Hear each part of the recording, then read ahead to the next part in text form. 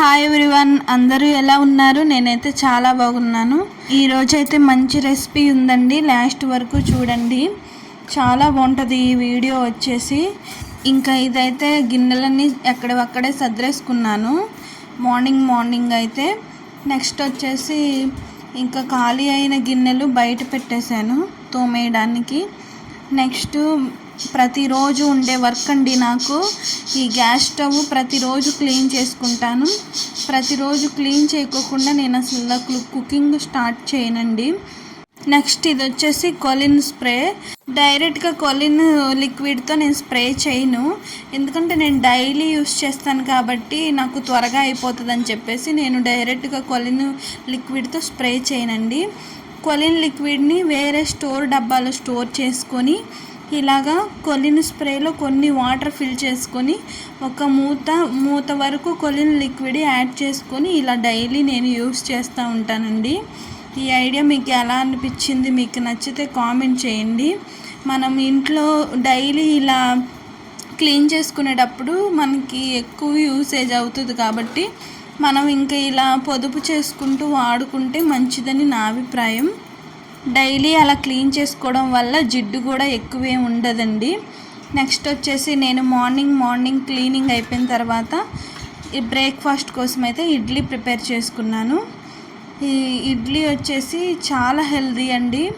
ఇలా కొంచెం గీ వేసుకొని మనం కుక్ చేసుకుంటే మనకి చాలా మంచిది.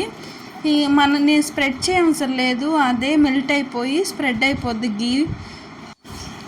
ఇంకా ఇదైతే స్టవ్ మీద పెట్టేసుకొని మంట ఫుల్ ఫ్లేమ్లో ఒక 10 మినిట్స్ పెట్టి కుక్ చేసుకొని నెక్స్ట్ ఒక 5 మినిట్స్ సిమ్లో పెట్టుకొని కుక్ చేసుకుంటే మనకి వేడి ఇడ్లీ రెడీ అయిపోయినట్టే.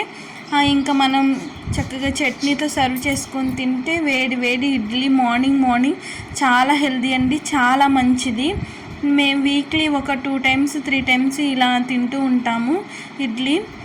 ఇంకా ఈరోజు మా లంచ్ రెసిపీ వచ్చేసి మష్రూమ్ బిర్యానీ. మంచి రెసిపీ అండి, లాస్ట్ వరకు చూడండి, మీకు అర్థమైపోతుంది.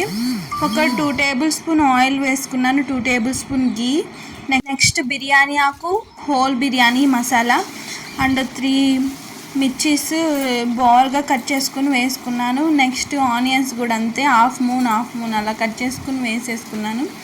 నెక్స్ట్ ఇవన్నీ చక్కగా కుక్ అయిపోయిన తర్వాత ఆనియన్స్ ఎంత బాగా కుక్ అయితే అంత టేస్ట్గా ఉంటుందండి బిర్యానీ.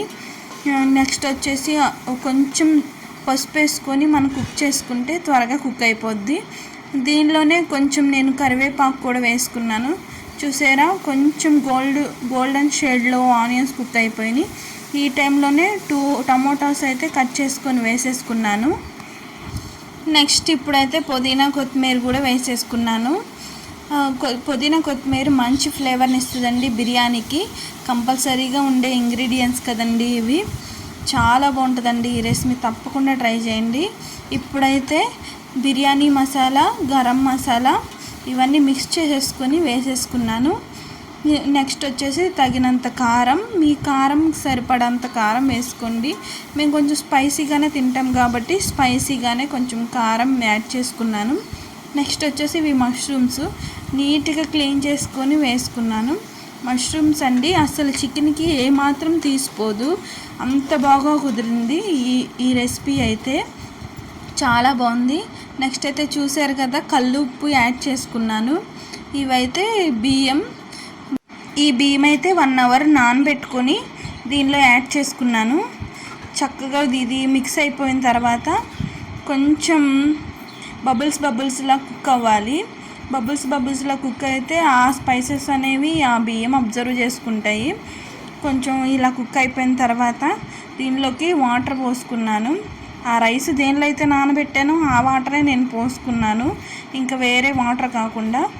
నెక్స్ట్ వచ్చేసి ఇంకా సాల్ట్ చెక్ చేసుకొని ఇంకా సాల్ట్ సరిపడా వేసుకుంటే మీకు బిర్యానీ రెడీ అయిపోద్ది. ఇలా మధ్యలో ఒకసారి చెక్ చేసుకుంటూ ఉంటే కుక్ అయిందా లేదా అనేసి మనం బిర్యానీ రెడీ అయిపోయినట్టే.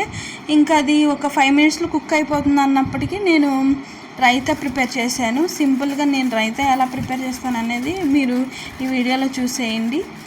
పెరుగు, మీకు రైతా ఎంత క్వాంటిటీ కావాలనేది పెరుగు చూస్ చేసుకొని తీసుకోండి. నాకు ఎంత కావాలో అంత తీసుకున్నాను.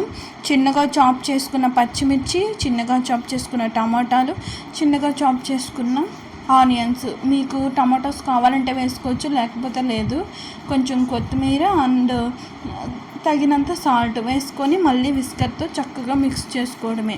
కొంచెం మీకు ఎలా థిక్ పేస్ట్లా కావాలంటే థిక్ పేస్ట్ లాగా వాటర్ని అడ్జస్ట్ చేసుకుంటా మిక్స్ చేసుకోవడమే. అందరికీ తెలిసిందే కదండి, రైతా చాలా సింపుల్గా అయిపోద్ది. ఇదిగోండి, ఇది రైతా ప్రిపేర్ చేసేసరికి ఈ బిర్యానీ కూడా రెడీ అయిపోయింది వేడి వేడిగా. అస్సలు చాలా బాగా కుదిరిందండి.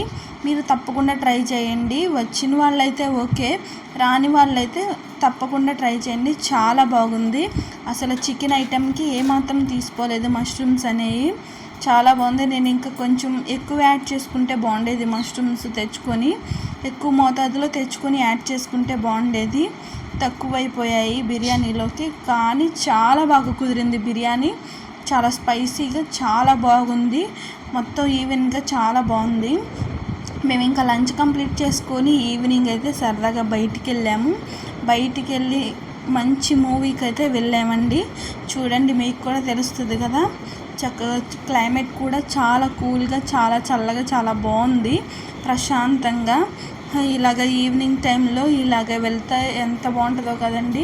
ఈ హడావుడి లైఫ్లో అంతా స్ట్రెస్, నెక్స్ట్ మల్టిపుల్ వర్క్స్ ఇవన్నీ ఉండటం వల్ల చాలా స్ట్రెస్ అయిపోతున్నాం కదండి.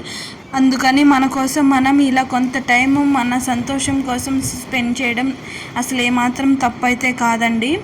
ఎప్పుడన్నా ఇలా మేము ఎప్పుడన్నా బయటికి వెళ్తూ ఉంటాము.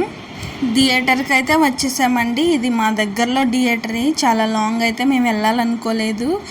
సిచ్యువేషన్స్ని బట్టి లోపలికైతే ఎంటర్ అయిపోయామండి. చాలామంది వచ్చారు థియేటర్లోకి. చాలా ఎంజాయ్ చేసామండి. ఈరోజైతే మహేష్ బాబు గారి బర్త్డేనండి.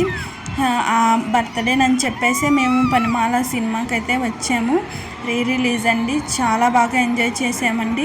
నేను మురారి సినిమా ఫస్ట్ టైం థియేటర్లో చూడటం చాలా హ్యాపీగా ఫీల్ అయ్యాను.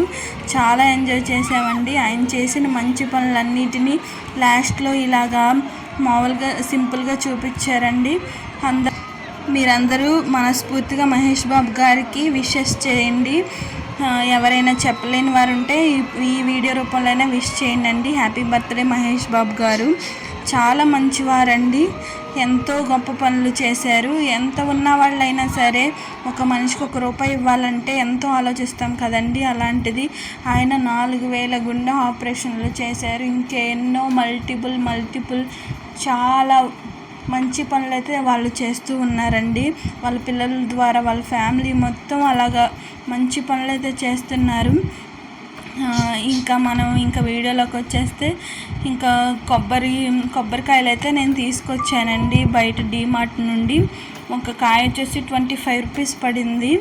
ఇంకా టూ అయితే తీసుకొచ్చాను. ఇలా 2 అయితే తీసుకొచ్చేసి వాటి టెంకంతా తీసేసేసి కొబ్బరిని బాక్స్లో స్టోర్ చేసుకున్నాను. ఈ బాక్స్ని డీప్ ఫ్రిడ్జ్లో మాత్రమే స్టోర్ చేయాలి. మీరు ఎక్కువ రోజు నిల్వ ఉంచుకుంటున్నట్లయితే డీప్ ఫ్రిడ్జ్లో స్టోర్ చేస్తే 1 మంత్ వరకు మీరు యూస్ చేసుకోవచ్చు. చట్నీస్లోకైనా వేటిలోకైనా మీరు 1 మంత్ వరకు యూస్ చేసుకోవచ్చండి. మీకు ఈ వీడియో నచ్చితే సింధూస్ తెలుగు వ్లాగ్స్ని ప్లీజ్ సబ్స్క్రైబ్ చేయండి. ఒక లైక్ కూడా వేసుకోండి. Thank you for watching my video.